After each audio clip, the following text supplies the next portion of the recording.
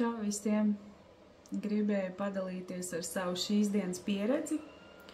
Mēs bijām aizbraukuši uz Piejūras pilsētu, vienkārši paēst pusdienas. Gribējām arī pastaigāt, bet tāds diezgan vējiens. Šodien bija atbraucām ātrāk mājās.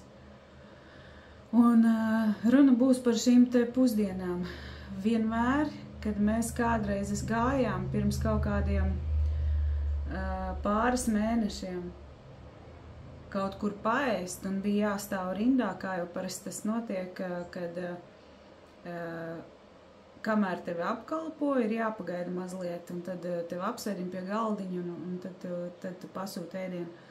Un vienmēr, ja šī gaidīšana ievilkās līdz kādām minūtēm, 4, 5, varbūt pat vairāk, es jau biju kārtīgi aizvainojusies, apvainojusies, frustrācija izaugusi līdz pietiekamajam līmenim, lai vienkārši apgrieztos un aiziet projām no šīs te vietas. Tātad mani neciena kā klientu, man negrib apkalpot, un vispār ejiet jūs visi pupās, es šeit neēdīšu.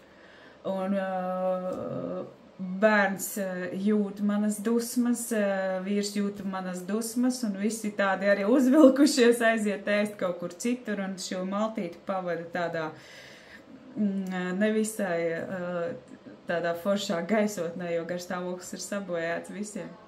Un šodien es ievēroju, ka es vienkārši stāvu šajā rindā, un es reāli gaidu, un es jūtu, ka manī nepaceļās šīs te visas sajūtas, šīs te emocijas. Un ir pilnīgi normāli.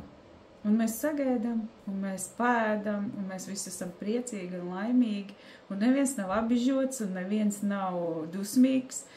Un es gribēju vienkārši padalīties, ka šis iekšējais bērns dziedinās. Manī tas, kas tur bija aizvainojies, tas, kas tur bija dusmīgs, tas ir dziedināts.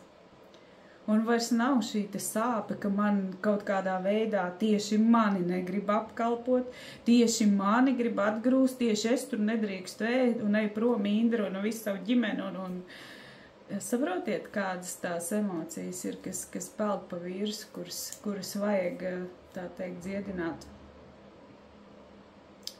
Tā kā gribēju, padalīties, kādas ir izmaiņas, un tā ir brīvība. Tā reāli ir brīvība. Un nenāk ne dusmas, ne kaut kādas domas galvā, ka viesmīlis ir pārāk lēnas, un redz, kā mums tur Latvijā drausmīgi ātras, un tā, un šitā, un viss ir pilnīgi normāli. Tas viss ir tevī, tas viss ir manī, tas viss ir mūsos.